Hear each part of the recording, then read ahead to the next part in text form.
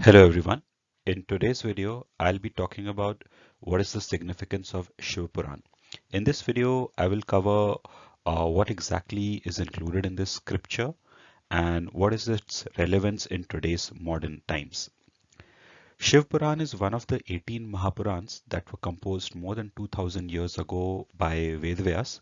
Vedvyas had originally created a single consolidated Mahapuran which was later split into separate 18 Purans by his disciples who followed him.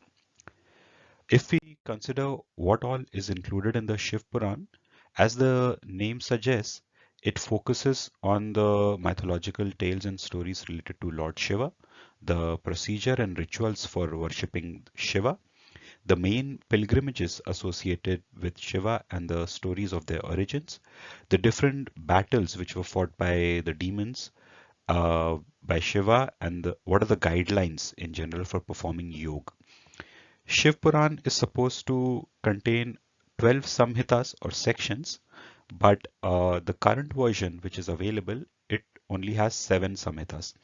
The reason is mentioned that 5 samhitas have been lost due to general loss of knowledge and religious scriptures, which was said to happen during these dark ages of Kali Yuga. The current 7 samhitas which are available as part of Shiv Puran are the following: Vidyeshwar, Rudra, Shatrudra, Koti Rudra, Uma, Kailash, and Vaivya. The first Samhita, Vidyeshwar, is an overview chapter which contains details regarding which are the different ways of worshipping Shiva and what are the different benefits associated with each method. Next is the Rudra Samhita. This section contains stories related to Genesis or origin, including how Shiva created Vishnu and Brahma, and after they came into existence, how the entire universe, the different planets, then Earth, and human beings were created. This also includes stories related to Sati and Daksh and the different battles with the various demons like Tarkasur and Tripurasur, which Shiva did. Next is Shatrudra Samhita, and this chapter talks about the 10 different incarnations of Shiva, including the famous one like Hanuman. Following is Koti Rudra Samhita. This section covers stories related to origin of the 12 famous Jyotirlingas. The next is Uma Samhita. This section talks about how a soul can free itself from bondage of past debts and sins, and what are the austerities that a person needs to perform in order to attain moksha. In Kailash Samhita, it talks about what is yoga and what is the prescribed lifestyle of a sannyasi who is practicing or following yoga. The last is Vaivya Samhita, and this chapter details the rituals for worshipping Shiva and what are the ways to overcome different obstacles which are faced while performing yoga. Next, we go to what is the relevance of Shiv Puran in today's modern ages? Because a lot of people say that these are very ancient scriptures which were written so many thousands of years ago, and if they are still relevant, valid, and useful in today's age, then here I would like to mention that Puranas in general are completely ageless and they are relevant in each yuga and each times, whether it be ancient times or in today's modern ages.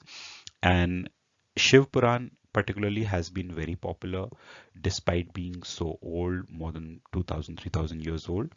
And every scripture has a central character, and the story revolves around the attributes of this protagonist. And in this case, it's Shiva. And if we consider the different other Purans, there are different Purans related to Vishnu or Brahma, Agni, Surya, and the different incarnations of Vishnu like Vaman or Kurma and so on. And in Shiv Puran is focused around the attributes of Shiva.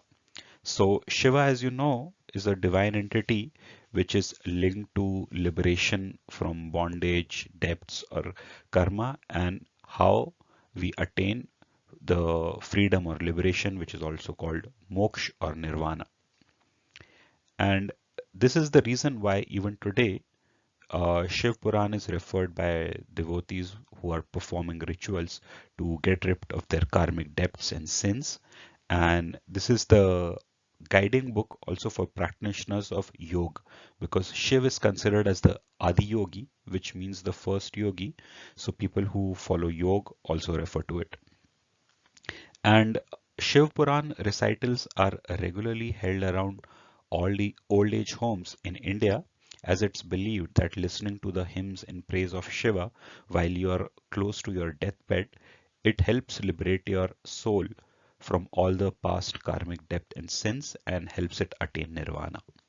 There are innumerous and valuable tales in this scripture, which I'll be creating separate videos to cover the stories in more detail, especially the ones I find more relevant and interesting. Please keep following this channel for more updates.